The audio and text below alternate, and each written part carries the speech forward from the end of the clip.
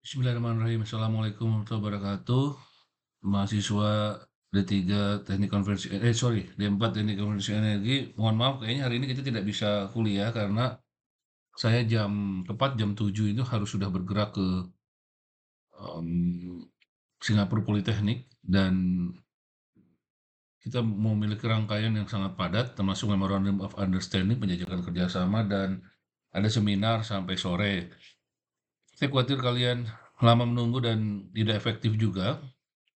Saya berikan saja rekaman ini untuk kalian belajar dan nanti saya minta kalian untuk memasukkan semacam analisis sederhana SWOT di Google Classroom dan saya minta kalian terus lanjut mengerjakan proyek besar untuk final project nanti tentang business plan. Tapi sebelum itu, eh, saya ingin membahas tentang ujian tengah semester. Saya belum periksa semua, tapi ini jawabannya ya. Ada beberapa hal yang nanti kita bahas. Ada waktu 90 menit kemarin. Nomor satu itu nomor itu adalah D.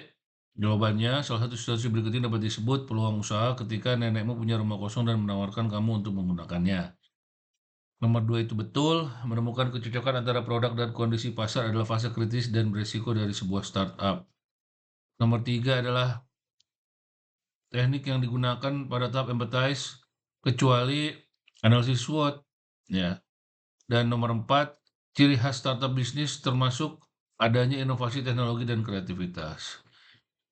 Terus nomor 5, startup dibedakan dengan UMKM berdasarkan A dan B, ya, skalabilitas tinggi dan model bisnis yang baru dan bisa diduplikasi. Nomor 6, desain thinking sangat berguna nah ini B, mengatasi masalah-masalah yang tidak jelas atau tidak dikenal dengan melakukan reframing masalah dengan cara-cara yang berpusat pada manusia, menciptakan banyak ide dalam brainstorming, dan mengadopsi pendekatan langsung dalam pembuatan prototipe dan testing. Nomor 7, jika wirausaha memberi produk dari pemasok lalu menjual kembali kepada konsumen dengan harga yang berbeda dari pemasok, model bisnis wirausaha ini bernama apa? Yaitu trade atau retail. Dan nomor 8, dalam proses pencarian peluang usaha, wirausahaan yang mendahulukan kemampuan internal sebelum melihat kebutuhan pasar adalah contoh penerapan dari inside out, dari dalam keluar. Internal dulu, baru melihat kebutuhan pasar. Ya, hari ini kita juga akan bahas itu sebenarnya, banyak tentang analisis lingkungan, tapi kita menggunakan analisis SWOT. Nomor 9, berikut ini adalah pola pikir seorang wirausahaan. Ya, menciptakan peluang kerja bagi orang lain. B, penjualan harus stabil. Jawabannya adalah A dan C. Menciptakan peluang kerja bagi orang lain dan adaptif terhadap dinamika pasar. Penjualan tidak harus stabil, tapi tadi ya A dan C.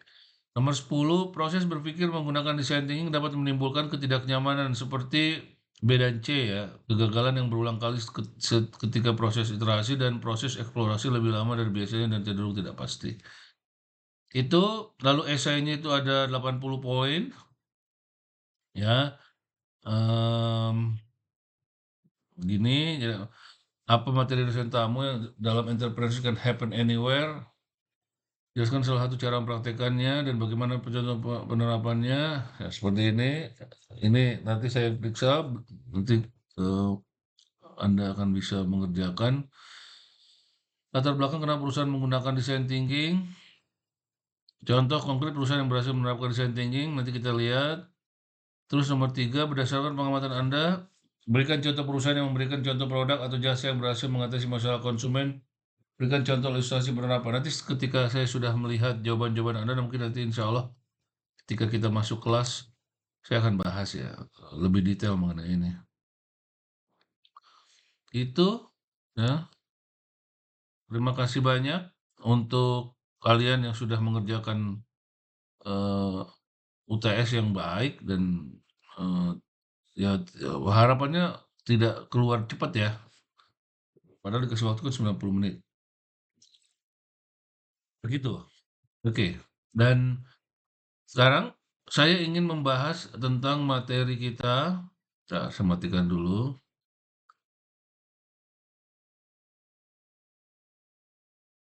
Bagaimana analisis SWOT dilakukan. Ini sebenarnya mudah, mirip seperti yang kita pelajari. Oh, saya kasih lihat dulu. Kita waktu itu belajar inside in, outside in. inside out, outside in ya. Mmm, dulu di awal-awal minggu kedua kalau saya tidak salah atau minggu ketiga, kita belajar atau Anda belajar outside in, inside out. Bagaimana Anda menganalisis lingkungan bisnis, lawan atau lingkungan bisnis yang Anda akan pelajari, dilihat dari dalam.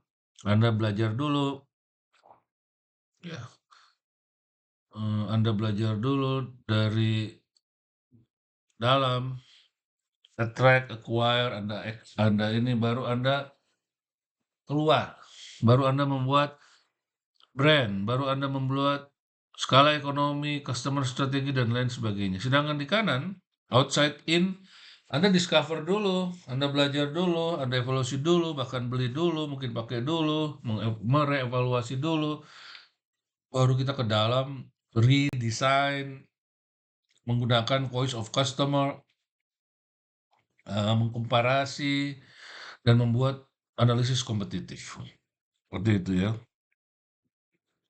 Nah, hari ini Anda atau kita akan belajar, saya berharap Anda akan lebih banyak ngulik tentang ini, bagaimana analisis SWOT dilakukan. Saya sudah membagikan juga kepada Anda form analisis SWOT, nanti saya kasih lihat ya.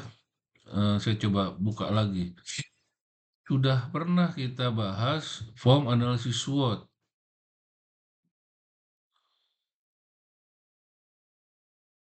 Saya coba buka dan nanti siang agak kosong, ya saya akan kasih Anda studi yang kosong dari SWOT atau TOWS analisis ya ini ya.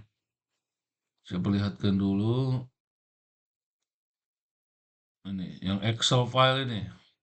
Ini ada yang disebut dengan internal yaitu strength dan weaknesses. Kita melihat diri kita secara internal. Lalu ada yang disebut eksternal, outside opportunities and threats. Lalu juga sudah yakin Anda akan melihat ada strategi SO, strength opportunities atau weaknesses opportunities, strength threatness atau weaknesses threatness. Ini yang disebut intinya dari analisis SWOT. Bagaimana strength, bagaimana weaknesses, opportunities, and threats. Oke,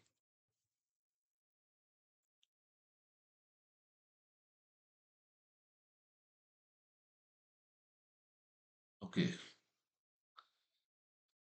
Bagaimana dengan analisisnya? Bagaimana dengan evaluasinya? Ini, apa tujuan pembelajarannya? Mahasiswa atau Anda mampu mengevaluasi pengaruh faktor internal dan eksternal pada ide dan prototipe produk atau jasa yang dibuat. Jadi Anda analisis lagi.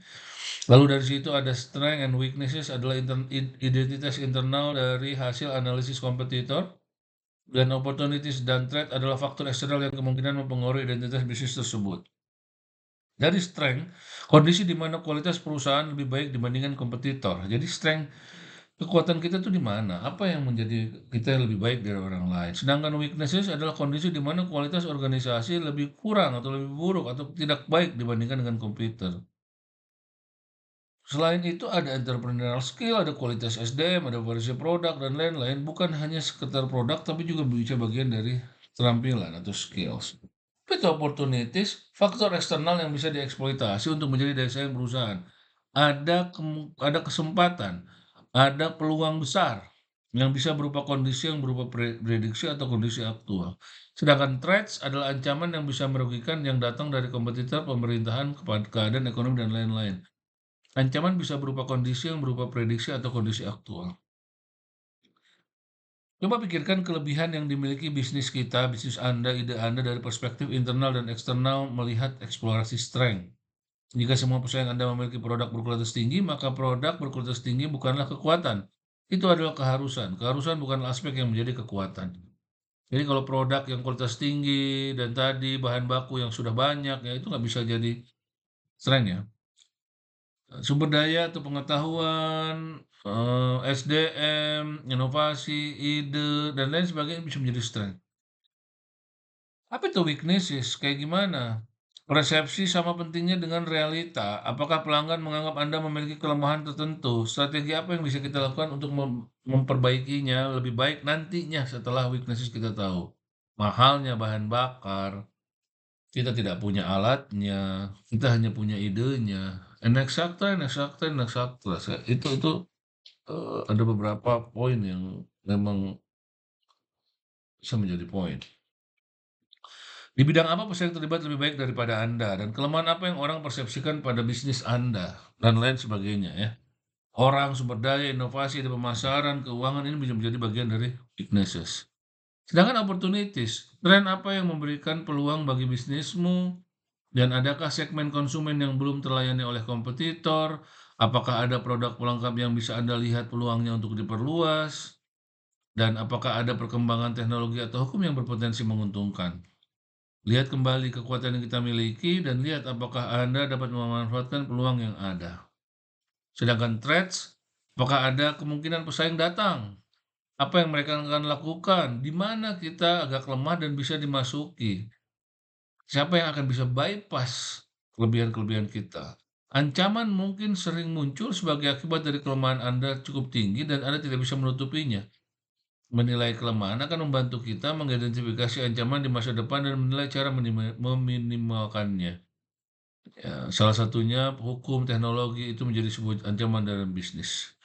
Itu ya hari ini mudah-mudahan bermanfaat dan sekali lagi Anda saya minta untuk membuat nanti ini ya. em, ada beberapa yang kemarin sudah buat, tapi nanti saya minta Anda lebih fokus lagi untuk eh, buat dan masukkan dalam Google Classroom. Workshop hari-hari ini adalah Anda membuat ini masukkan kepada atau ke dalam Google Classroom. Itu satu lagi terakhir dari saya, bagaimana Anda bisa menemukan tadi tools analisis itu sebenarnya, tapi dilihat dari produk strategi. Tolong baca ini. Ini tuh sebenarnya mudahnya itu adalah ada 7, sebenarnya sih paling mudah 3, 3 level of product, ya.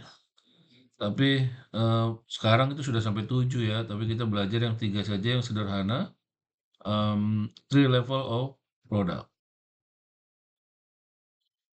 Ini sebenarnya sederhananya itu ini ya, core product, actual product, desain produk, branding nantinya ujungnya.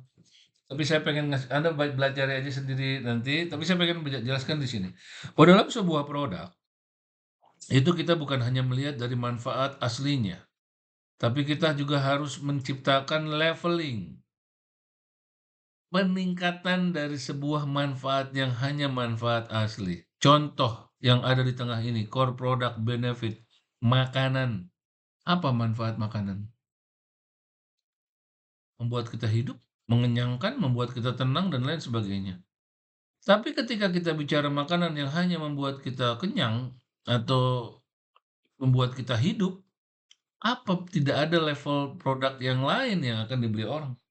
Tidak ada akan hal yang lain yang akan dicari orang. Makanya kita angkat, naikin levelnya yang kedua, yaitu aktual produk, atribut produk yang memberikan manfaat bagi konsumen. Apa manfaat lainnya? Apakah style? Minum kopi di mana? Starbucks, minum kopi di Jeko, minum kopi hanya untuk menghilangkan haus, mungkin menambah, apa tadi, biar Anda bangun, biar kita konsentrasi.